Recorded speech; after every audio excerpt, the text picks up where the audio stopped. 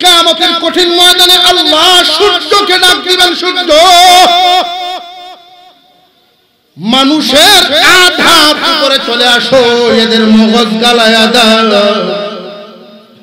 আমি এদেরকে কি দেই নাই দুনিয়াতে, সব দিছি, কিন্তু ওরা আমার নাফরমানি করছে। আমি জন্ম থেকে নিয়ে মার পেট থেকে নিয়ে বালেক হওয়ার আগ পর্যন্ত শুধু দিয়েই গেছি, কোনোদিন চাই নাই। তারা যখন বালেক বানাইলাম, এই দুনিয়াতে থাকার মতো বাঁচার মতো সব উপকরণ আমি আল্লাহই দিলাম। এত নিয়ামত যে তার পেছনে আমি দিলাম, আমার কিছু পাওনা তার সামনে পেশ করেছি। এই পাওনাগুলো ওরা আদায় করে নাই। যারা আদায় করে বিদায় হবে, আল্লাহ এদেরকে আলাদা করে ফেলবেন, সূর্যের নিচে রাখবেন না, আল্লাহর আরশের ছায়া তলে নিয়ে বসায়া রাখবেন। নাফরমানদেরকে সূর্যের নিচে দাঁড় করে আল্লাহ বলবেন, এদের মগজ গালায়া দেয়। দুনিয়ার জমিনে আল্লাহ কি দেন নাই লক্ষ্য করে দেখেন।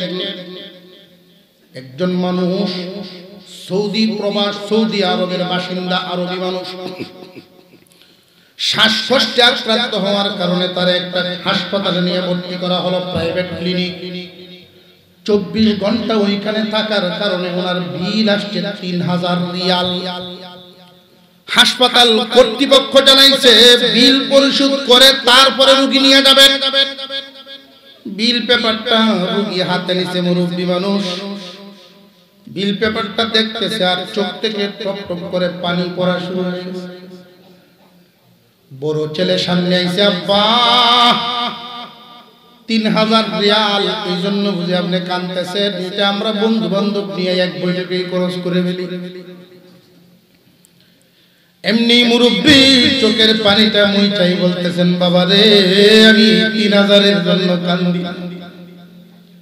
মাত্র একটা দিন অক্সিজেন ব্যবহার করার কারণে যদি 3000 বিল পেপার সামনে জমা হয়, জন্ম থেকে নিয়ে এই পর্যন্ত যিনি আমারে অক্সিজেন দিয়া বাঁচায় রাখছেন, না জানি কত বিল জমা। ওই দিন বিল পরিশোধ যখন করতে হবে, তুমি পুত্র আমার সাথে থাকতা না, ওই চিন্তা করতেছি আমি মাওলার পাওনা তো আদায় করতে পারছি। মহান মাওলাই করিম বড় আদরের ডাক দিয়া তিনি বলেন, ইয়া আইয়ুহাল্লাযীনা আমানু, ও ঈমানওয়ালা গণ, ও দামি সম্পদওয়ালা গণ, ও জান্নাতের মালিকগণ। এক একজন ঈমানদার এক একটা জান্নাতের মালিক। খুশি না বেজার? এক একজন ঈমানদার এক একটা জান্নাতের মালিক। দুনিয়াতে কিছু নাই, গাম জড়ায়া কামাই করে খায়, কিন্তু আল্লাহর বিধান মতো সে জীবন যাপন করে। হালাল পথে রুজি রোজগারের বাউনাই উপবাস করে থাকবো, তবু হারাম খাইতো না, আল্লাহ যদি ঘোষণা। এই জাতের গরিব মানুষগুলোর জন্য আল্লাহর বড় মায়া। কিয়ামতের দিন ধনীর 500 বছর আগে এদেরকে জান্নাতে ঢুকাইবে। হাসরের মাঠে একদল মানুষ, দুনিয়ার জমিনে যারা ধনী ছিলেন তারা আফসোস করে বলবেন, দুনিয়াতে অনেক গরিবরা দেখবেন যাদের ধৈর্য সবর কম, যাদের বুঝ কম, তারা কয় ধনী কেন হইলাম না, আল্লাহ আমরা ধনী কেন বানাইলেন না। এই আফসোসের শব্দগুলো মুখ থেকে বের করে বড় কষ্টের সাথে বোঝা যায় বেরোয়। দুনিয়ার জমিনে গরিবগণ আফসোস করে বলে, আল্লাহ ধনী কেন বানাইলেন না। কিয়ামতের ময়দানে অনেক ধনীগণ এই আফসোস করে বলবে, আল্লাহ দুনিয়ার জমিনে কেন গরিব বানাইলা না। ধন সম্পদ স্থায়ী নয়, সম্পদে অনেক সময় মানুষকে বিপদগামী বানায়। সংখ্যক লোকে সম্পদ দ্বারা আল্লাহর সন্তুষ্টি কিনতে পারে, খুব কম মানুষ। বেশিরভাগ মানুষই ধনী হইলে ভুল পথে যায়। একটা ধারালো চাকু, এই চাকুটা যদি কোন ডাক্তারের হাতে দেওয়া হয়, এটা দিয়ে অপারেশন হইব, অপারেশন। আর এই চাকুটাই যদি চোর ডাকাতের হাতে থাকে, তাহলে মানুষের জীবন বিপদের মধ্যে আছে। ঠিক তেমনি আপনি যদি ধনী হন, এই সম্পদ রেখে যে বিদায় হবেন, একবার মনে মনে ভাববেন আপনি এই সম্পদ যাদের জন্য রেখে যাচ্ছেন, ওরা কি আসলেই সম্পদ কোন পথে ব্যবহার করবো এই যোগ্যতা এদের আছে কিনা, এটা বোঝা দরকার। সন্তানকে আগে যোগ্য করা জরুরি। সন্তানকে যদি আপনি যোগ্য বানাইতে পারেন, কি রাইকা গেলেন না গেলেন এগুলো খুঁজতই না। আর সন্তান যদি যোগ্য বানায় না যাইতে পারেন, পাহাড় পরিমাণ সম্পদ রেখে গেলেও অভাব দূর হবে না। দিনদার আর দুনিয়াদার, ডাইনে চলুয়া আর বামে চলুয়া। সন্তানকে যদি দিনদার বানায় যাইবার পারে, এই সন্তান দিনদারির নজরে আপনার সামনে দাঁড়াইলে কথা বলতে ভয় পাবে। আমি আওয়াজ দিলে যদি আব্বা গুসা, আমি কোন ভাবে কথা কইলে আমার আব্বা খুশি থাকবো, এই চিন্তা থাকবো তার মনে। আর যদি সন্তান দুনিয়াদার হয়, উল্টা মা বাপে ভয় পাইব সন্তানের সামনে কথা কইতে, না জানি আমার দমক মানে কি। এমন ঘটনা ঘটেনি না, ঘটে না? খুব খেয়াল করবেন, সন্তান জন্ম দেওয়া যেমন জরুরি, এদেরকে সঠিক শিক্ষা দিয়া মানুষের মতো মানুষ বানানো বেশি জরুরি। পানি বড় উপকারী বস্তু, উপকারী নিয়ামত, কিন্তু এই পানিতে পড়ে আবার মানুষ জীবনও হারায়। বাতাস মানুষের জন্য উপকারী, বাতাসের গতি যদি ঠিক না থাকে তাহলে থাকে না তার ঘরবাড়ি। আগুন বড় উপকারী, আগুন যদি নিয়ন্ত্রণের বাহিরে চলে যায়, জ্বালায় পুরায় ছাই করে দেয়। মাল এবং আওলাদ যদি সঠিক ব্যবহার না হয়, বান্দা তোমার জন্য ক্ষতির কারণ।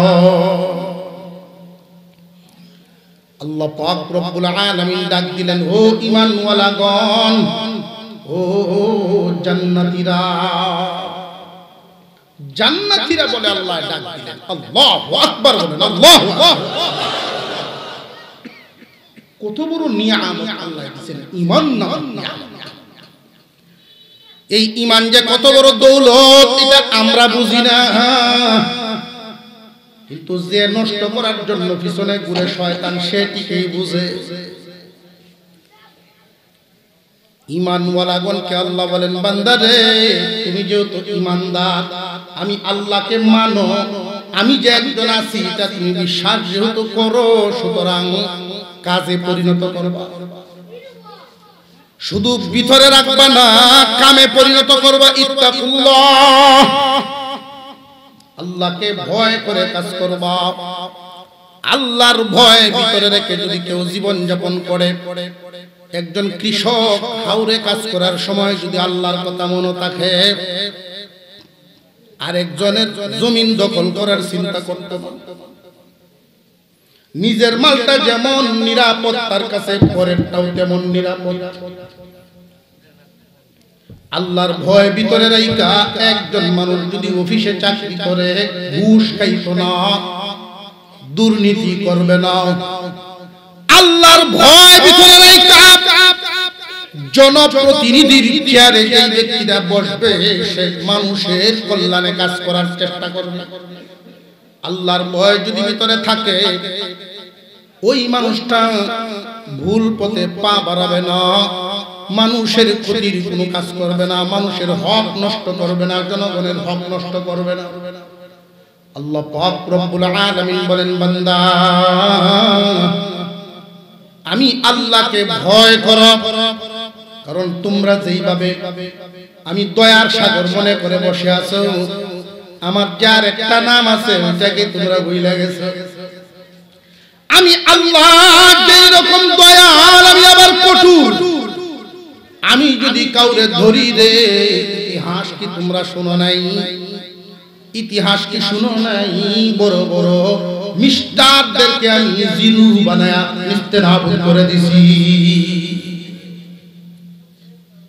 আল্লাহ পাক রব্বুল আলামিন যেমন রহমান, আল্লাহর আরেকটা নাম আছে কাহ্হার।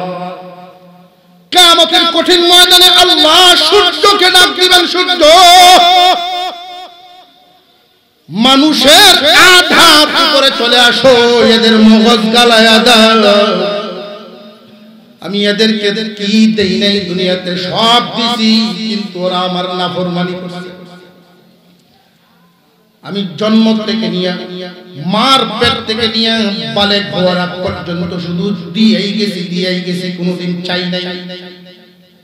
তারা যখন বালেক বানাইলাম, এই দুনিয়াতে থাকার মতো বাঁচার মতো সব উপকরণ আমি আল্লাহই দিলাম। এত নিয়ামত যে তার পেছনে আমি দিলাম, আমার কিছু পাওনা তার সামনে পেশ করেছি। এই পাওনাগুলো ওরা আদায় করে নাই। যারা আদায় করে বিদায় হবে, আল্লাহ এদেরকে আলাদা করে ফেলবেন, সূর্যের নিচে রাখবেন না, আল্লাহর আরশের ছায়া তলে নিয়ে বসায়া রাখবেন। নাফরমানদেরকে সূর্যের নিচে দাঁড় করে আল্লাহ বলবেন এদের মগজ গালায়া দেয়। দুনিয়ার জমিনে আল্লাহ কি দেন নাই লক্ষ্য করে দেখেন। একজন মানুষ সৌদি প্রবাস, সৌদি আরবের বাসিন্দা, আরবি মানুষ, শ্বাসকষ্টে আক্রান্ত হওয়ার কারণে তার একটা হাসপাতালে নিয়ে ভর্তি করা হলো, প্রাইভেট ক্লিনিক। 24 ঘন্টা ওইখানে থাকার কারণে ওনার বিল আসছে 3000 রিয়াল। হাসপাতাল কর্তৃপক্ষ জানাইছে বিল পরিশোধ করে তারপরে রোগী নিয়ে যাবেন। বিল পেপারটা রোগী হাতে নিছে, মুরব্বী মানুষ। বিল পেপারটা দেখতেছে আর চোখ থেকে টপ টপ করে পানি পড়া শুরু হয়েছে। বড় ছেলে সামনে আইছে, আব্বা 3000 রিয়াল। এই জন্য বুঝে আপনি কাঁদতেছেন, এটা আমরা বন্ধু বান্ধব নিয়ে এক বৈঠকেই খরচ করে ফেলি। এমনি মুরব্বী চোখের পানিটা মুইটাই বলতেছেন, বাবা রে আমি 3000 এর জন্য কান্দি। মাত্র একটা দিন অক্সিজেন ব্যবহার করার কারণে যদি 3000 বিল পেপার সামনে জমা হয়, জন্ম থেকে নিয়ে এই পর্যন্ত যিনি আমারে অক্সিজেন দিয়া বাঁচায় রাখছেন, না জানি কত বিল জমা। ওই দিন বিল পরিশোধ যখন করতে হবে, তুমি পুত্র আমার সাথে থাকতা না। ওই চিন্তা করতেছি আমি মাওলার পাওনা তো আদায় করতে পারছি। দৈনিক 5 ওয়াক্ত নামাজ পড়তে হবে, বছরে 1 মাস রোজা রাখতে হবে। মহান মাওলাই কারীম মাল যদি বাড়ায়া দেন, জীবনে একবার হজ, বছরে বছরে হিসাব করে করে যাকাত আদায় করতে হবে। এই জন্যই অনেক ধনীরা আফসোস করে হাসরের মাঠে বলবে, কেন গরিব হইলাম না, তাহলে তো যাকাতের এই বিধান আমার জন্য থাকলো না। নবীজির দরবারে একজন সাহাবী হাজির হয়ে বলেন, ইয়া রাসূলুল্লাহ, ইয়া হাবিবাল্লাহ, ইসলামের বিধানগুলো আমার জন্য একটু সহজভাবে পেশ করেন, যেন আমি আমল করে জান্নাতে যাইবার পারি। আল্লাহর পয়গম্বর বলেন, তুমি কালিমা পড়ছো? জি হুজুর, কালিমা পড়ে মুসলমান হইছি। আল্লাহর নবী বলেন, ইসলামের খুঁটি হলো 5টা। ইসলামের খুঁটি কয়টা? জোরে আওয়াজ দিয়ে এখন কয়টা? কালিমা পড়ে মুসলমান হয়ে গেলাম। একসাথে আমরা সবাই উচ্চারণ করি, লা ইলাহা ইল্লাল্লাহু মুহাম্মাদুর রাসূলুল্লাহ। বাকি রইল আর কয়টা?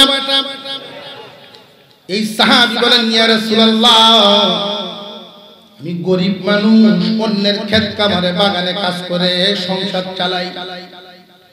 আল্লাহর রাসূল বলেন তাহলে হজ এবং যাকাত তোমার জন্য আল্লাহ maaf করে দিয়েছে। সুবহানাল্লাহ। এখন রইল কয়টা?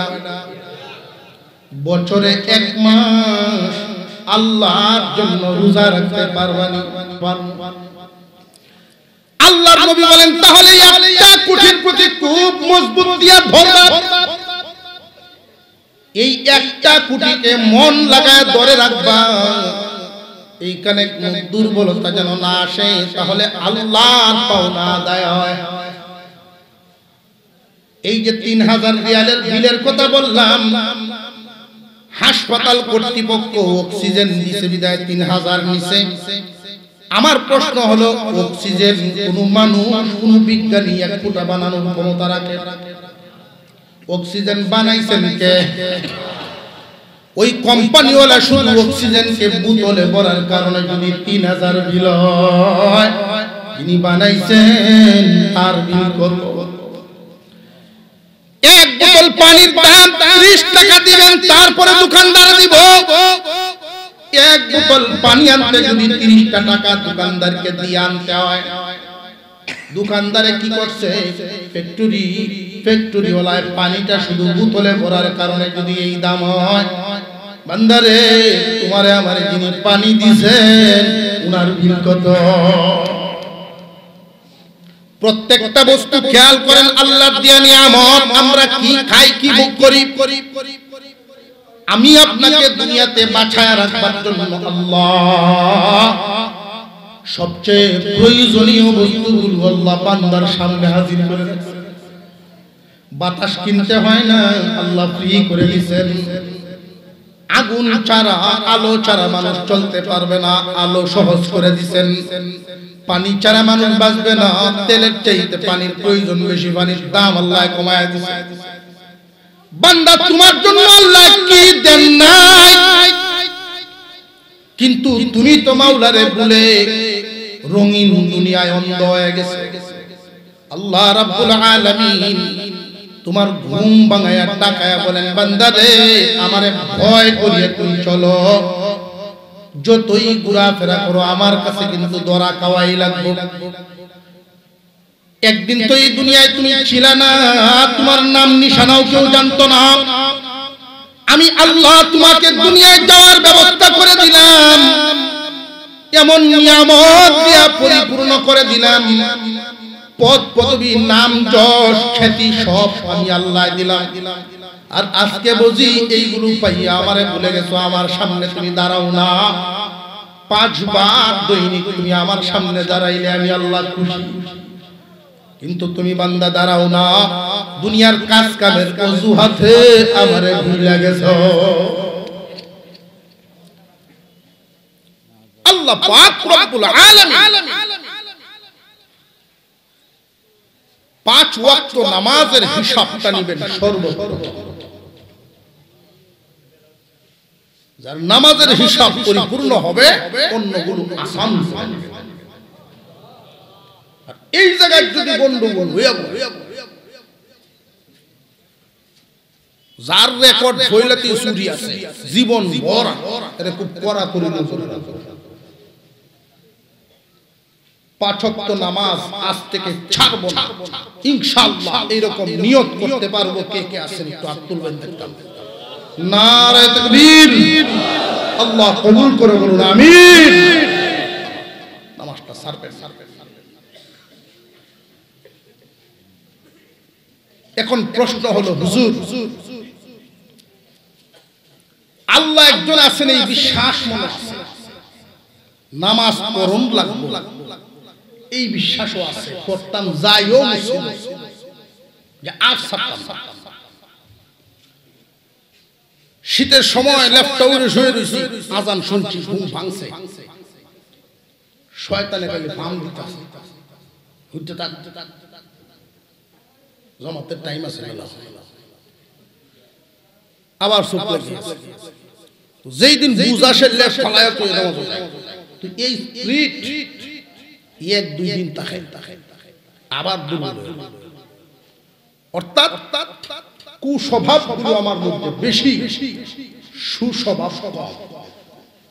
কুকাম বেশি হয়, সুকাম কম হয়। নিজের একটা হিসাব নিজের কাছে আছে না নাই? আর হুজুরে কর,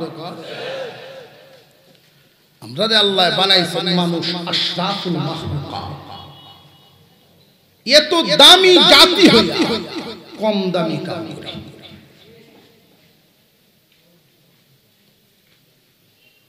দেখবেন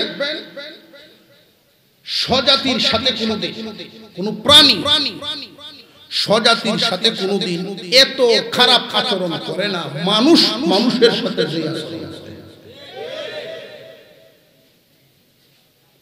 কত নিকৃষ্ট হয়েছে। অথচ প্রাণীদের মধ্যে সবচেয়ে নিকৃষ্ট কই? কুকুর। ঠিক না ঠিক? কুকুর নিকৃষ্ট কই আমরা। অথচ কুকুরের মধ্যে আল্লাহ এমন কিছু সিফত রাখছে, একটা সিফত যদি আপনি আমার মধ্যে আসে বান্দা ওলি হয়ে যাবে। আর জোরে কোন সুবহানাল্লাহ। আপনি মাছ আনছেন বড়, দুই একটা মাছ কিনলেন, বড় মাছ, বোয়াল মাছ, কাতলা মাছ কিনে আনছেন বাজার। আর আপনার বাড়ির তাহে একটা কুকুর, আপনার বাড়ির যে তাহে কুকুর, এর লাগি আলাদা কোনো ঘরও বানাইছে না। শীত আইলে পরে বিছনাও দেন না আলাদা। যখন দেখে আপনি বাড়ি গাটা দেয় উঠতেছেন মাছ লইয়া, হে কুকুর এই আজকে খাওয়ানছে কুশির টেলায়। যখন রান্না বাড়া শুরু হয় আরো কয়েকজন বন্ধু বান্ধব দাওয়াত দিল, দেখছো ঠিক না বেটি?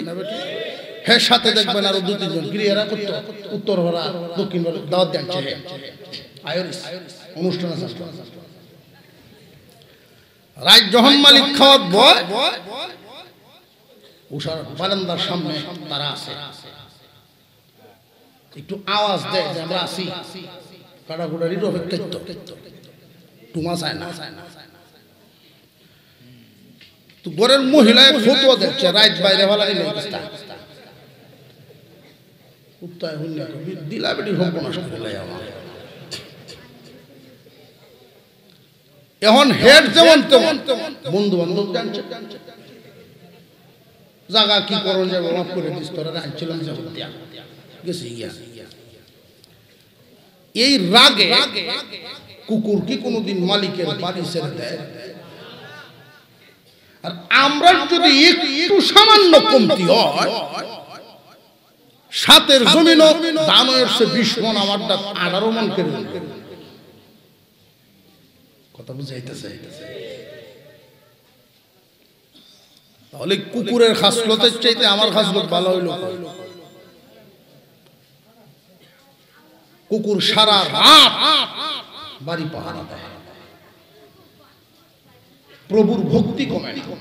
গভীর রজনীতে মালিক যদি বাহির থেকে কোথাও ঘুরে গেছে রাত্রে 2টা 2:30টার সময় ওয়াজ তুই যাও আর গান আমরা তো ব্যক্ত দিয়ে যায় যাই না।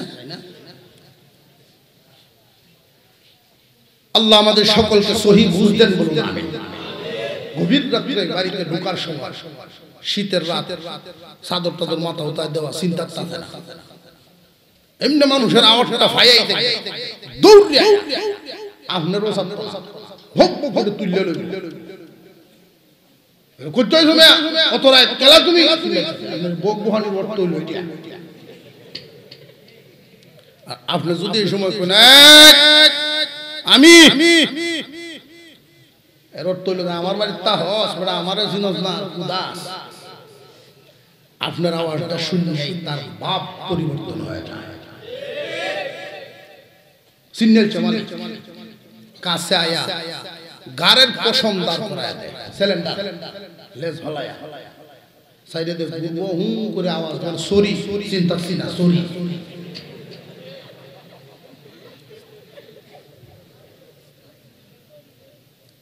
মালিক বাড়ি সারে না, অথচ আমরা আল্লাহ বলেছি। তার নিকৃষ্ট বলি কেন? কিতাব ওলাগণ লিখেন যে তার মধ্যে 3টা দোষ আছে। এই তিন দোষের কারণে তার নিকৃষ্ট প্রাণী বলা হয় অন্যদের তুলনায়। এর মধ্যে একটা দোষ হইল বেহায়া, নির্লজ্জ।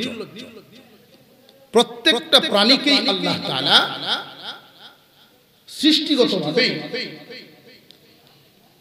লজ্জাস্থান দেখে রাখার উপকরণ দিয়েই সৃষ্টি করছে। মানুষের যেহেতু লেজ নাই, কাপড় চোপড়ের লজ্জাস্থান দেখে, আর প্রত্যেক প্রাণীদেরকে আল্লাহ লেজ দিয়া লজ্জাস্থান দেখে। ছাগলের লেজ উত্তর থেকে লম্বা না বাড়ি, 4 আঙ্গুল লেজ, এর পরেও ছাগল দেখতে তো হ্যাঁ আটাতের উঠে লম্বা, এর পরেও ডায় না উল্টায় তো ঠিক না? ঠিক এরকম বেহায়া অভ্যাস, এই কুস্বভাব মানুষের মধ্যেও পাওয়া যায়। পর্দা করার মতো কাপড় চোপড় তার মধ্যে আছে, যোগ্যতাও তার আছে। তো এমন জাতের ফ্যান্ট কিনছে যতই টানাটানি আধা ভাষা মিশে যায়। ইদানিং ফ্যান্ট বাইরেছে কোন কোম্পানি ইদানিং বের হচ্ছে। আর আমার মুসলমান যুবক ছেলেরাই চোরা দাম দিয়ে কিনতেছে। সামনে কুচিরা বিরা টুকরা টাকা নাই, আর পিছন দিয়ে যতই টানে নাভি পর্যন্ত উঠতো না, আধা ভাষাই উদম দেয়। উফরের গেঞ্জি রে দেয় বাহিরে দেয়। হুজুর আপনি বুঝলেন কে বেড়ে হিংচো? আমি দেখকে দেখেছি আমাদের বাজারে ফুস্টার লাগায় একটা মইয়ের উপরে, তো মইয়ের উপরে খারু যখন ফুস্টার লাগায় গেঞ্জি উপরে টানে হেন্দে তো তেলা শেষ। অন্য অন্য দুষ্ট ফুলা হনে করে কি মোবাইল বাইরে হেড ছবি তুলতেছে। পরে আমি চিন্তা করলাম, আরে বাবা, গরিবের ঘরের হয়তো বুঝতাম অভাবী, 3 ফ্যান্টের দামের সমান একটা দাম দিয়ে 1 ফ্যান্ট কিনছে, নির্লজ্জ বেহায়া।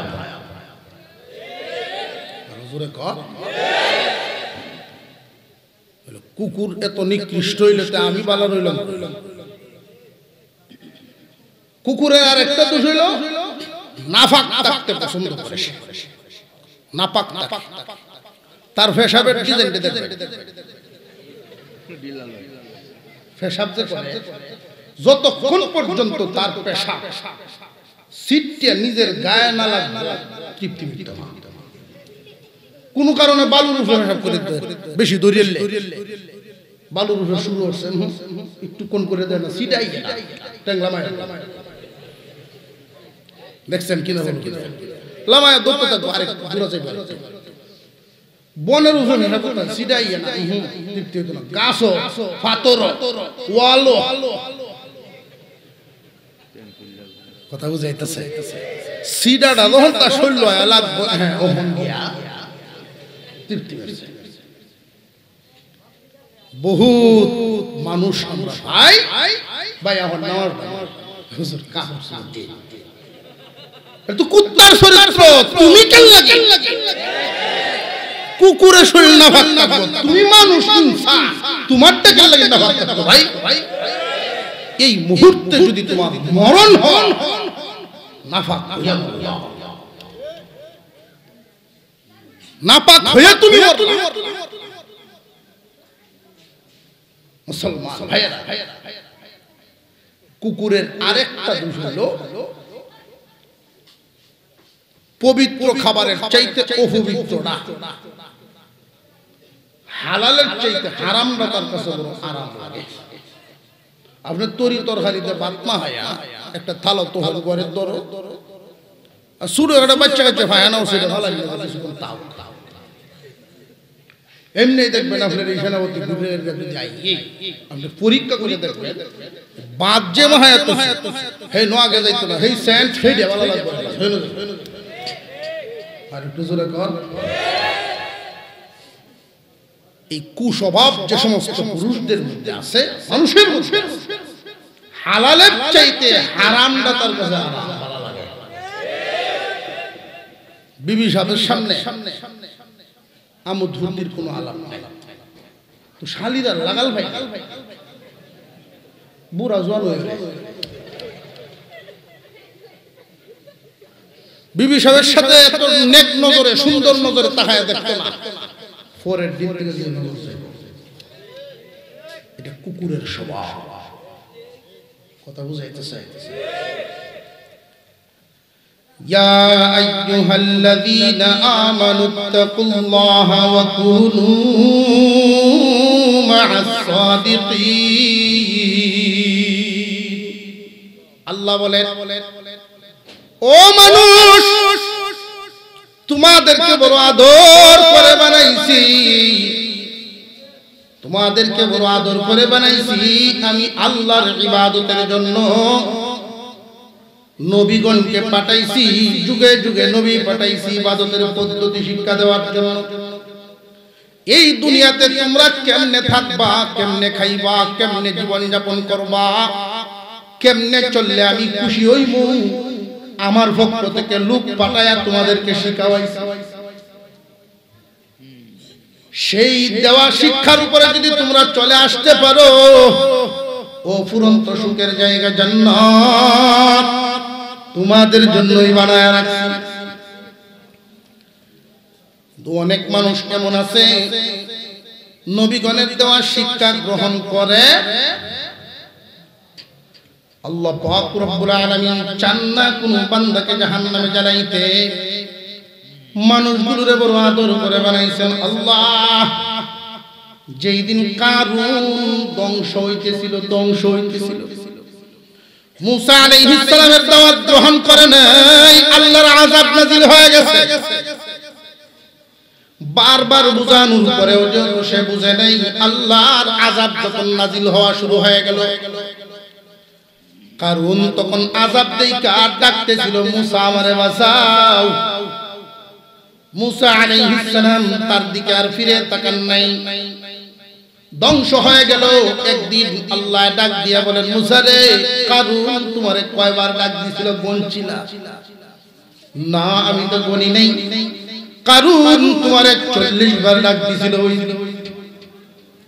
মুসা আমারে বাঁচাও, মুসা বাঁচাও, এইভাবে 40 বার তোমারে ডাক দিছে। এই নাফরমানের দিকে আমি আল্লাহর রহমতের দরজা কিন্তু খুলাই দিই। আমি তার দিকে মার নজর দিয়ে তাকায় রইছি। তোমারে 40 বার ডাক না দিয়ে যদি আমারে একবার আল্লাহ বলে ডাক দিত, আমি ওরে মাফ করে আমার রহমতের কোলে উঠায় নিতাম। আমি চাই না কোন বান্দারে জাহান্নামে জ্বালাইতে। বান্দা জাহান্নামে যাইব তার খাসলতে। পথ ঠিক করেন, যেই পথে চললে, যেইভাবে চললে আল্লাহ খুশি হন, সেই পথে চলতে হইব। হুজুর মনে তো চায়, কিন্তু অভ্যাস হয়ে গেছে কুঅভ্যাস। সুস্বভাবের চাইতে কুস্বভাব আমার আপনার মধ্যে বেশি হয়ে গেছে। এখন প্রশ্ন জাগে, এই কুস্বভাব বাদ দিয়া সুস্বভাব কেমনে জাগানি? সুস্বভাব জাগানোর জন্য মেহনত করা লাগবে। কুস্বভাব জাগানোর জন্য কোনো মেহনত করন লাগে না, এটা অটোমেটিক হয়। মানে অসুবিধা হইতেছে না তো?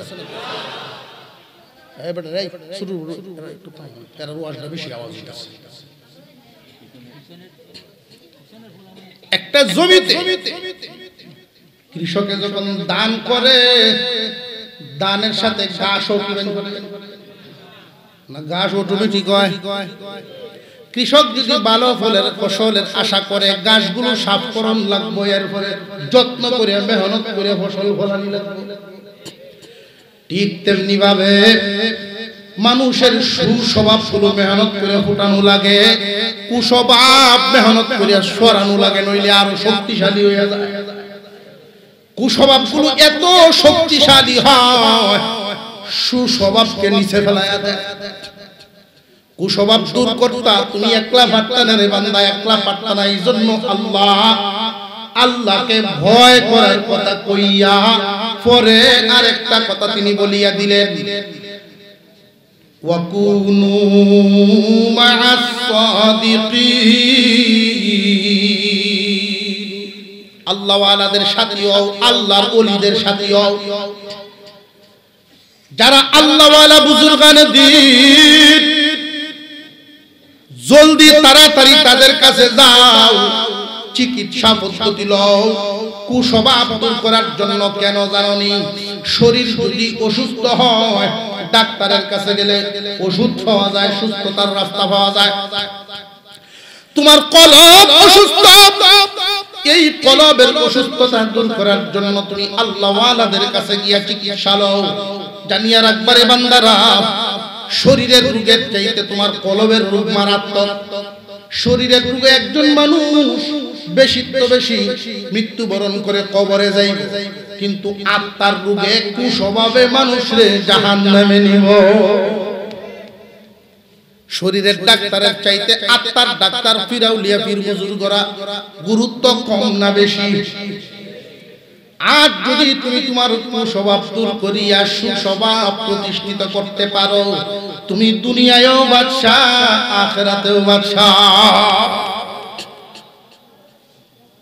দুনিয়ার বাদশা কেমনে? আল্লাহ তোমার যখন হয়ে যাইব, আল্লাহ সবকিছুই তোমার হয়ে যাবে। সুবহানাল্লাহ। কাতিয়ার সাহেব রহমাতুল্লাহি আলাইহি আপনাদের এই সুনামগঞ্জের ছিলেন। গাড়ির তেল নাই, ফানি বুড়ায় বুঝেছে। আল্লাহ যার, আল্লাহর সবকিছুই। এই বাদশাহী আপনি কোন সিংহাসনে পাইবেন? এই যে আল্লাহর দেওয়া বাদশাহীটা আপনি যে কই পাইবেন? সামনে গাতা ভাইছেন, এই নেই কন্টেনার বুড়ায় আছে না, ট্যাঙ্কিত ড্রাইভার তো কান দিয়ে ডরায় যে গাড়িটা নষ্ট।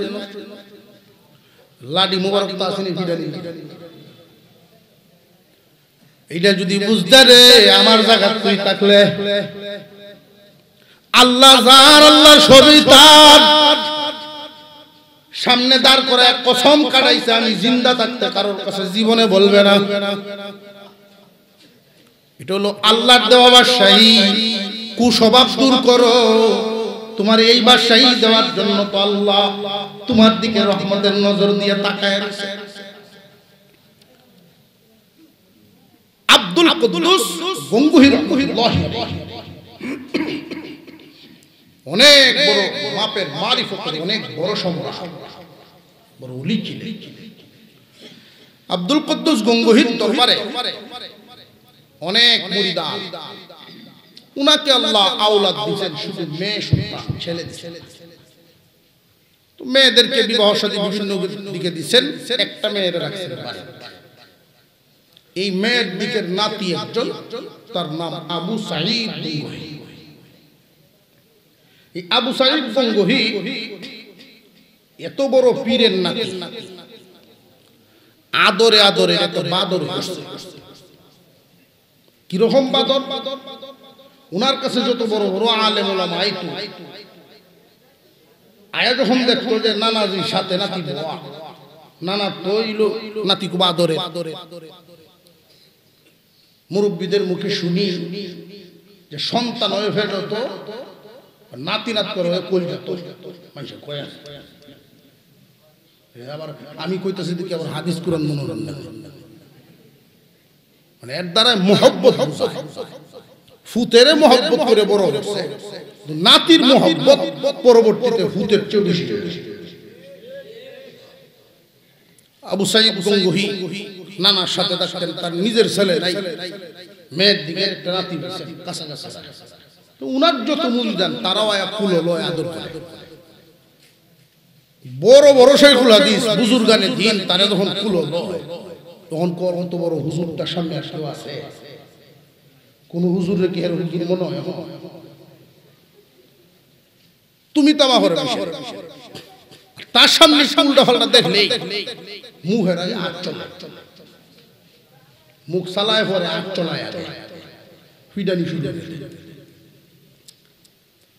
আবু সাঈদ গঙ্গুহির আম্মা আল্লাহর কাছে দোয়া করতেন, আল্লাহ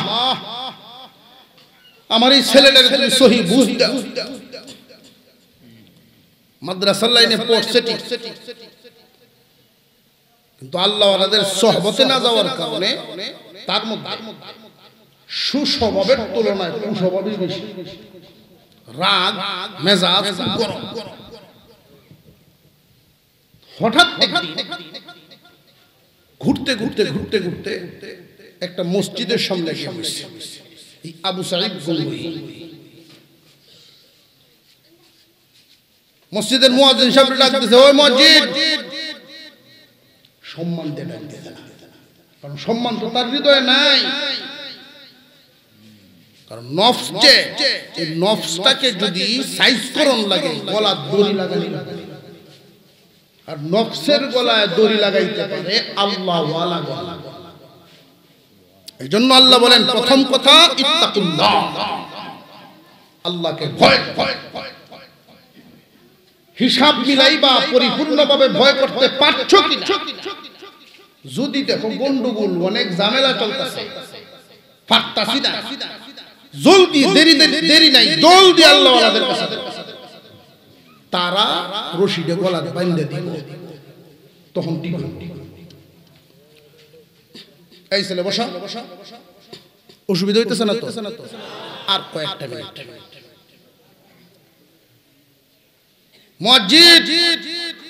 মুয়াজ্জিন সাহেব এই মসজিদে আযান দেন 40তম বছর চলে, 40 বছর মুরব্বি তার নানার মুরিদ দৌড় দিয়ে নিজের মাটির লোটাটাতে পানি লয়েছে। কি ব্যাপার? পানি চাইছে।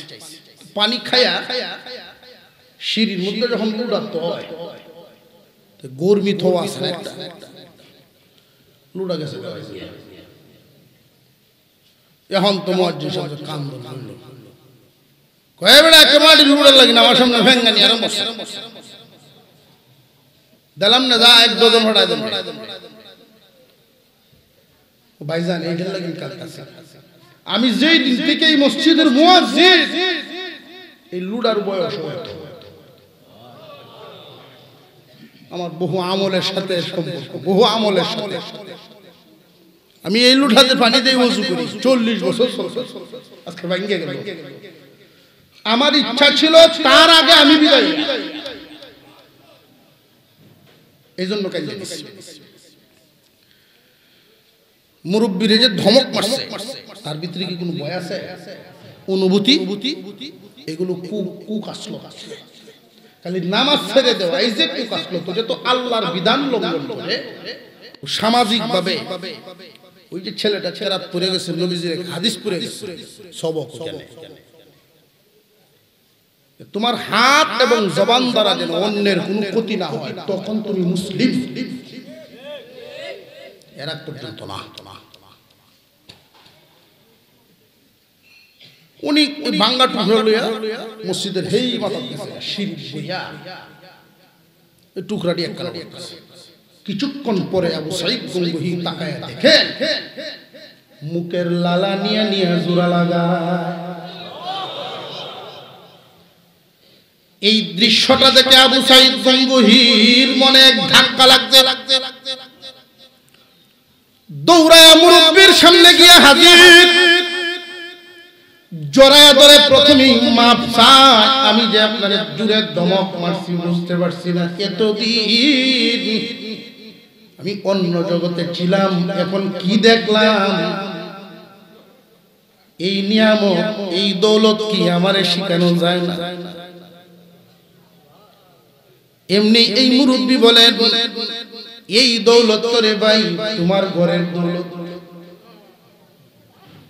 তোমার ঘর থেকে আনা দৌলত। আমি তো তোমার নানার মুরিদ, বহুদিন উনার জুতা টানছি আমি। এই দৌলত তোমারে দেওয়ার মতো অনুমতি আমার নাই, কারণ আমি উনার খলিফা না।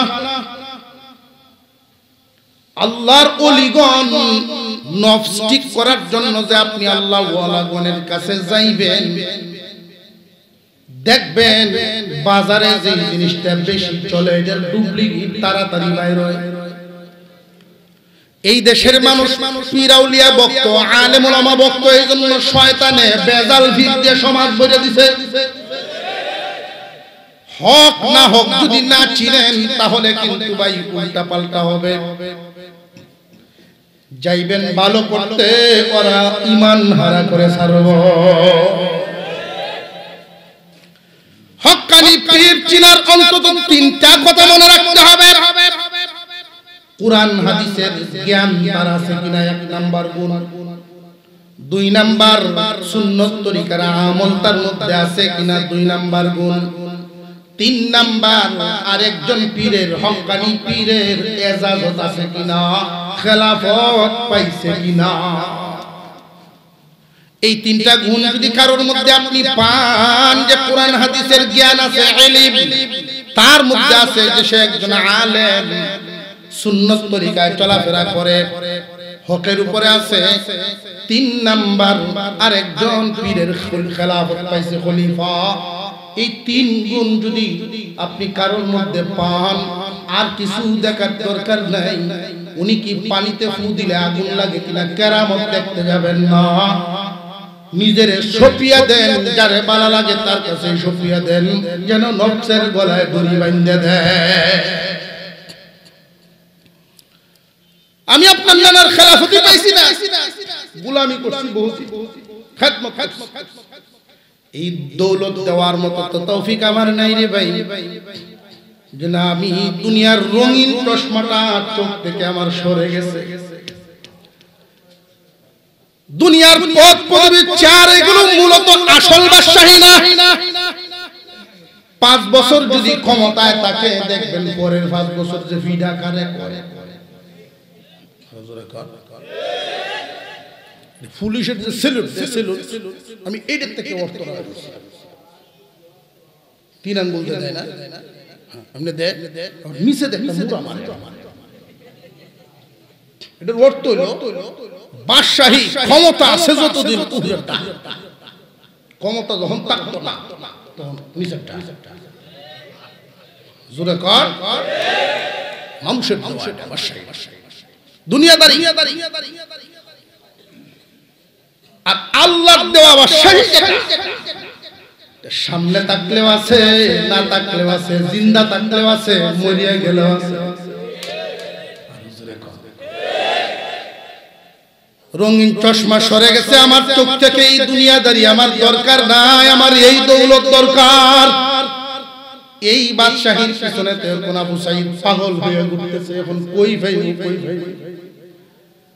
এই মুয়াজ্জিন সাহেব বলেন, ভাইজান আমার জানা মতে আপনার নানার যত খলিফাগণ ছিলেন বিদায় হয়ে গেছেন, জিন্দা নাই, একজন আছেন। তা আবার আমাদের এই দেশে না, ওনার বাড়ি ইরাকে বলখে, ওনার নাম নিজামউদ্দিন বলখি। নিজামউদ্দিন বলখি জিন্দা আছে আপনার নানার খলিফাদের মধ্যে, সেইখানে যাইতে পারেন সহজে।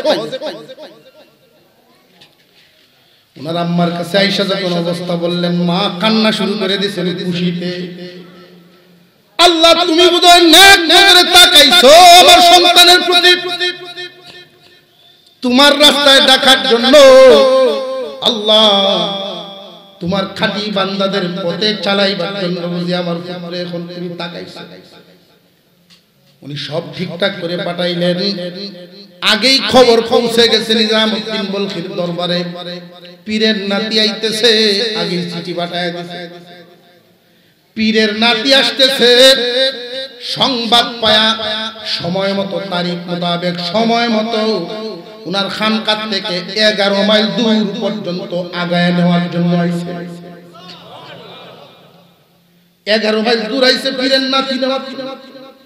কত ভক্তি শ্রদ্ধা। নাতিরে যদি খেদমত করি, নাতিরে যদি খুশি করি, মেহমানদারি করি, পীরের রূহ খুশি। ঘোড়ার উপরে বসাইছেন নাতিরে আবু সাঈদ রে, আর লাগামটা ধরছেন নিজামউদ্দিন। টান্নে টান্নে 11 মাইল আগে আইছে, 11 মাইল আইতে হয়ে গেছে খানকা। 3 দিন মেহমানদারি, 3 দিন পরে এইভাবে পাশাপাশি চেয়ারের মধ্যে বসা নিজামউদ্দিন বলখি জিজ্ঞাসা করতেছেন, হযরত আপনি কেন আসছিলেন? কিছু তো বললেন না, কোনো উদ্দেশ্য আছে কিনা? আবু সাঈদ গঙ্গোহী কোন, হযরত বহুদিন নফসের গোলামি করছি, বহুদিন উল্টা পাল্টা চলাফেরা করছি, শান্তি নেই, দুনিয়ার বাহাদুরি শান্তি নেই। আমি আসছি আমার নানাজির দেওয়া দৌলত নেওয়ার জন্য। নানারা আপনারে দিয়া গেছেন এই দৌলত আমি নেওয়ার জন্য আইছি। যেই মাত্র এই কথা বলছে এমন এক ধমক, তাহলে এখানে কেন নিচে বসো, পাশাপাশি চেয়ার ওখানে নিচে বস, ধমক খায়া নিচে নিচে। এতক্ষণ তো মেহমান, এখন দৌলত নেওয়ার জন্য যেহেতু আইছে মুড়ি দইয়া চিকিৎসা লাগবো, নিচে বস। যেই কাপড় ময়লা যত বেশি হইব কষানো। 6 মাস মসজিদের মুসল্লি মাদ্রাসার ছাত্র সহ 5 ওয়াক্ত নামাজে এদের জুতা ব্যবহার লাগবে 6 মাস তোমার ডিউটি দাও। এবং মসজিদ মাদ্রাসার সব বাথরুম নিজে সাফ করবা, পানি নেই পরিষ্কার। কই আসি উনার জুতা টানছে বড় আলেম আব্দুল কুদ্দুস গঙ্গু হিসাবে নাতি। নানা যখন কান্দল হয়েছে শেখুল হাদিস সাহেব টান লয়ে গেছে। আর এখন চাকরিটা যদি 6 মাস, এটা হইল নফসের মাথাটা সিলাই আলু গুড়ার করতে হবে, অর্থাৎ তার চিকিৎসা দিতে হবে। কুমড়াও ফুলে গেছে তোমার, নিস্তেজ করতে হবে। 6 মাস চলতেছে। ছোটো ছোটো বাচ্চা যদি দেখে যে জুতা সিটে হয়ে গেছে ডাকে, তাই পাগল মনে হবে। মাদ্রাসা ছাত্র পাগলা আমার জুতা দমক দেয় না, তালেবে ইলমের দমক দেয় না, পীরের হুকুম পালন করতেছে।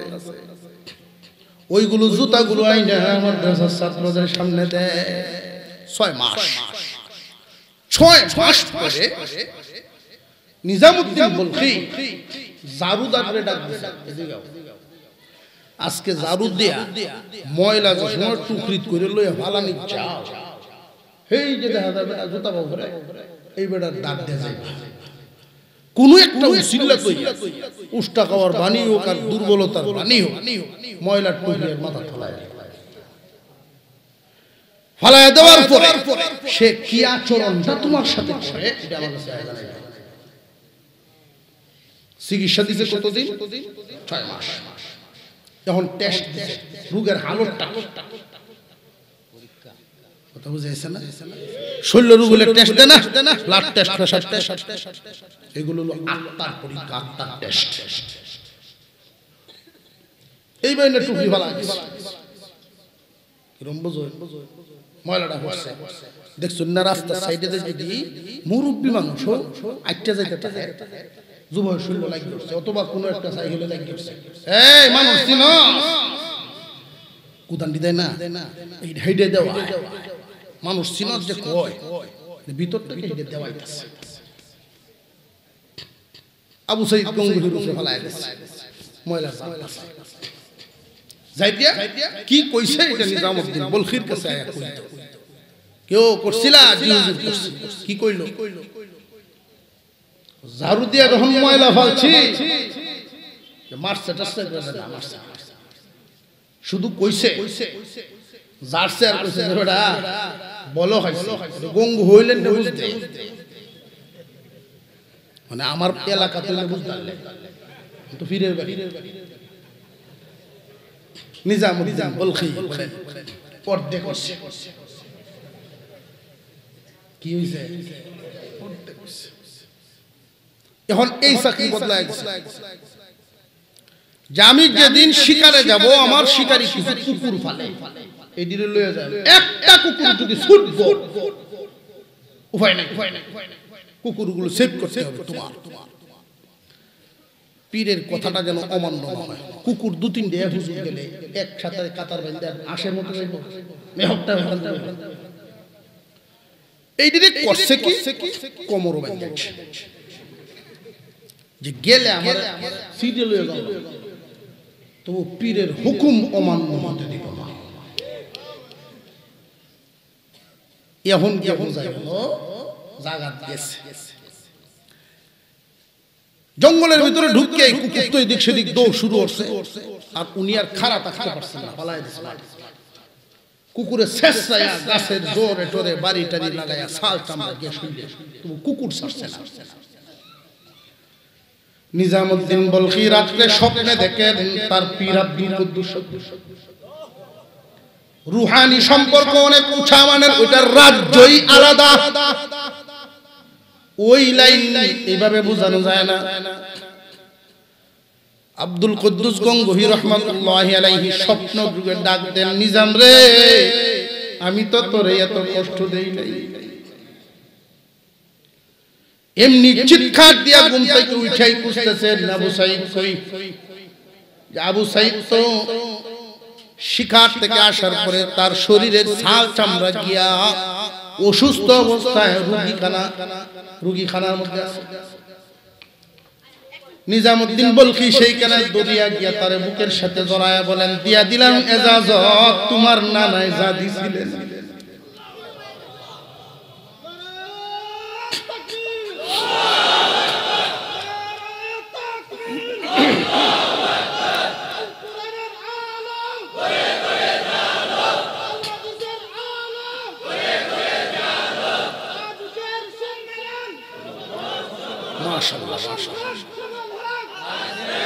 আল্লাহ কবুল করেন, বলুন আমিন। আল্লাহ তাআলা কবুল করুক। আল্লাহ আজকের মাহফিলকে কবুল করেন, বলুন আমিন। রাস্তা দুইটা, একটা ডানের রাস্তা, ওইটার দরজা জান্নাতে গিয়ে লাগে, জান্নাতের দরজার মধ্যেই রাস্তা। আর এই রাস্তায় চলনেওয়ালা কারা?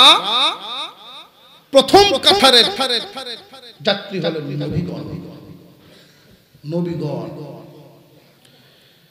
সিদ্দিকগণ, ওলিগণ, আলেম ওলামাদের জামাত। এই আলেমদের জামাতের সাথে মিলে নবীজি এই কথাটা বলছেন, ও মায়ার উম্মত আমার, এই দলের সাথে থাকবা। কোন আলিমান, হয়তো আলেম হইবা, আও মুতাআল্লিমান, নইলে আলেমদের ছাত্র হইবা। আলেম উলামা যদি তোমার সামনে পড়ে, তোমার আচরণ হবে ছাত্র উস্তাদের মতো। বুঝে আসছে? ব্যাখ্যাটা বুঝে আসছে? একজন আলেমের সামনে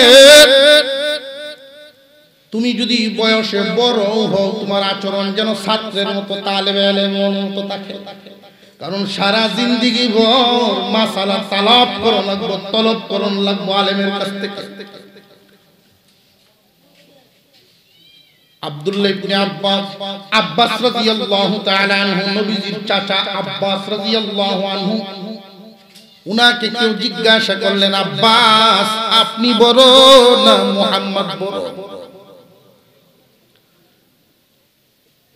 বয়স বেশি আব্বাস রাদিয়াল্লাহু আনহু, ফোদেও তো চাচা। উনি উত্তর দিছিলেন, শুনো, মুহাম্মদ আমার চাইতে অনেক অনেক অনেক গুণ বড়। মুহাম্মদ আমার চাইতে অনেক গুণ বড়, তবে আমার বয়স বেশি। উনি বুঝায় দিলেন, দুনিয়াবাসী বয়সে মানুষ বড় হয় না, বড় হয় মানুষ ইলমে। আলেমদের যদি আলেম হইতে পারো, এই দরজা যদি আলেম হইবার না পারো, সারা জিন্দেগি বড় আলেমদের ছাত্র হয়ে থাকবা। এই জামাতের সাথে থাকবা। 3 নাম্বার, আলেম ওলামারা যেই কাজকর্ম করে, মসজিদ মাদ্রাসা তালিবে ইলমদের যেই খেদমত, কোরআনের খেদমত, ওইগুলোর সাথে তোমারে লাগায়া দিবা, শ্রম দিবা, অর্থ থাকলে অর্থ দিবা, যেইখানে যেটা লাগে সেটা দিবা। ওই দলের সাথে লাইগা থাকবা। যদি অর্থ দেওয়া, শ্রম দেওয়ার মতো সময় নাই, অর্থ দেওয়ার ক্ষমতা নাই, নবীজি বলেন, আমার উম্মত রে, তোমরা যেন ওই দলের সাথে থাকতে পারো। শেষ কথাটা বলি, মোহব্বত দিয়া হইলো ওই দলের সাথে থাকবা। আলেম উলামা মাদ্রাসা তালিবে ইলমদেরকে মোহব্বত করবা। সময় লাগবে না, পয়সা লাগবে না, এটা তো করতে পারবা, তবু ওই দলের সাথে তাই করে আমার উম্মত সাবধান সাবধান, এই জামাত এই দল ছাড়বা না। ভিন্ন দলে গেলে 5 নম্বরে যদি যাও গাফা তুহলিক, ধ্বংস হইয়া যাইবা। সারা জিন্দেগি আলেমদের সাথে তালেবে ইলমদের সাথে মিলে মিশে থাকতে রাজি আছেন ইনশাআল্লাহ। আমরা সফলতা চাই দুনিয়াদারিতেও, দুনিয়াদারির সফলতাও এই লাইনে আল্লাহ দেন। একজন মানুষ কোটি টাকার মালিক, ফুতে কথা হলো না, সুখ আছে? জিএন মানিজ্য চিন্তা করে না, সুখ আছে? আরেকজন মানুষ এমন ভাবে চলে সাউন্ড লাগে না, তাড্ডা দেশে চলতে পারে, দুই এলাকার মানুষ ইজ্জত দেয়। ওই কোটিপতির চাইতে এই লোকটা সফল। এই রাস্তায় যারা চলে, এই 4 দলে যারা থাকবে, আল্লাহ এদেরকে যা দিবেন বরকতওয়ালা মাল, বরকতওয়ালা আওলাদ দিবেন। ছোট্ট একটা কথা বলেই আলোচনা আমার শেষ। ব্রাহ্মণবাড়িয়া বড় হুজুর রহমতুল্লাহ আলাইহি ছিলেন, আল্লামা সিরাজুল ইসলাম রহমতুল্লাহ আলাইহি। আপনার ঘুমে ধরেছে উড়া বসা গেল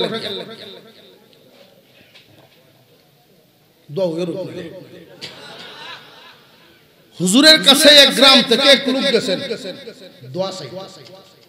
আর এই লোকটা হইল এত গরিব মানুষ, 7-8 জন হুশ লইয়া চলাটা খুব কষ্ট হয় তার।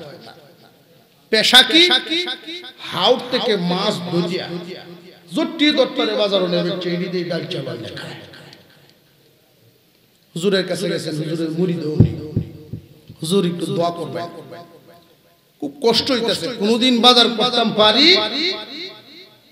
একদিনে বাজার কোনো সময় 2 দিন না খায়াও কোনদিন আউরো যায়, কষ্ট হইতেছে, একটু দোয়া করতেন আল্লাহ যেন মায়ার নজর দেন আমার দিকে। হুজুর বলছেন তোমরা গাঁও মাদ্রাসা আছে না? জি হুজুর আছে। একটা ছেলের লজিং রেখে দাও, বাউ চিকিৎসা না উল্টা চিকিৎসা, এখন আরো কান্দাস, কারণ ফিরে অর্ডার দিয়েছে কান্দস করে আমার আবু বসতে। আমি বুঝ দিলাম, বুঝে হইলে আমার পরামর্শ নেন, হইলে তোর হতে তুই যা। সে বুঝতে পারছে হুজুর রাগিয়ে গেছে। ঠিক আছে ঠিক আছে, আমি রাহার সময় কইয়া রাখো, আমার ফুলাভানে যা খাইব তুমিও তা খাইবা, কারণ কোরআনের মেহমান বুঝায় রেখে। আমার ফুলাভান যদি বাসটা খায়, বাবা আমি গরিব মানুষ, তুমি বাসটা। যেই দিন বাড়ির যাই ওই ছেলে মাদ্রাসা বন্ধ হইলে জি গাইজ বাড়া আছে কিনা, 5 টাকা 10 টাকা লাগলে এই পরামর্শ দিয়ে দিচ্ছেন উনি। বাড়িতে ওনারা যে ডাইরেক্ট মাদ্রাসা জিগাইছেন কোন ছাত্র, হ্যাঁ আপনার কপালটা ভালো, 3 জন ছাত্র লজিং নাই, একটা বিদ্যা দিয়ে ছাত্র লই আইছে। 3 মাস গেছে চলতেছে, 3 মাস পরে একজন লোক আইছেন অপরিচিত, পুরান আত্মীয়। কিরকম পুরান? তার দাদার শ্বশুর বাড়ির লোক, বাপে দাদার চিন্তা হেজ গায়, নিজের হরবে টাইম পায় না। উনি আয়াজি গাইতেছে ওমহের গর কোনটা, হোমুক খেলা কোনানো খেলা তাহে জিগাই জিগাই বাজতে বসে। বাইরে একটা চেয়ার দিছে বইছে, কেমনে চলো গো মিয়া? আর তোমার বাপের সাথে আমার আসেন বহুদিন ধরে আইনা, যেভাবে চলতেছে মাছ মারি বিক্রি করি চলে। ফুলাহান যে আমার 60 জন ছেলে 2 জন মেয়ে, এই 60 ছেলের মধ্যে বট ডালে আবার যখন করতে পারছেন তো ওই লাগাতেই এখন আমার সাথে আওয়া যায়, তাহলে কামাই শুরু হয়েছে। একটা কাম হলো, নিজের পকেট তো 1500 টাকা বের করে দিচ্ছে, দিয়া একটা ফাস্টফুড বানাইবা আর কাগজপত্র সব ঠিকঠাক করবা। তখন এই 1500 টাকার দাম অনেক। উনি বাড়িতে গিয়া উনার ছেলে তাকে মালয়েশিয়া ফোন দিয়েছেন। এই সময় টেলিফোন যোগাযোগ, মোবাইল না, টেলিফোন। একটা ভিসা ভাড়াও, বেতন থেকে টাকা কাটতে নিবা ভিসা পয়সা। আমার পুরান আত্মীয় সওয়াব হইব, আল্লাহ দয়া করবে। আর আমি এবারের দান বেচে এছাড়া বিমানের ভাড়া দিয়ে দেব। ফুতের আন্তাজ হয়েছে, আব্বা যে জায়গার দান বেচছে বেতন ভাড়া দিতে দিতেছে, এইখানে আমার বিচার পয়সা আর কথা কোনো সুযোগই নেই। এই বেলার ছেলের ভাড়াইছে প্রথম মাসের বেতনটা যখন পাঠাইছে, প্রথম মাসের বেতন 20,000 বেতন ধরছে, 5,000 রেখে দেয় বিচারটা, 15,000 একসাথে দেখতে ইয়া হাদল ওরা কাঁদছে, একসাথে 15,000 টাকা একসাথে। বাজার সদাই করে দুধ ফল টল বড় জোরে গেছে, খানকার সামনে গিয়ে কান্দার মন হয় না। হুজুর আপনার কথাটা ফইল আমি বুঝছিলাম না, আল্লাহর রহমত যেইভাবে আসে আমি বুঝছিলাম না। আমরা খুঁজি একদিকে, আল্লাহ রাখেন আরেকদিকে। আল্লাহ যেই রাস্তায় দিবেন ওই রাস্তাটা আমাদের বুঝে আসে না, সিনিটি আলেমদের কাছে শুনিটি বুঝে আসে না। এখানে যে আলোচনা হচ্ছে মাইকের আওয়াজ গাছে শুনে, পাতায় শুনে, সব মাখলুকাতে শুনে, এগুলোর ফায়দা আছে। রহমতের বাগান এটা চোখে দেখা যায়, শুধু কানে শুনছি রহমতের বাগান, মনে বুঝে আসে না।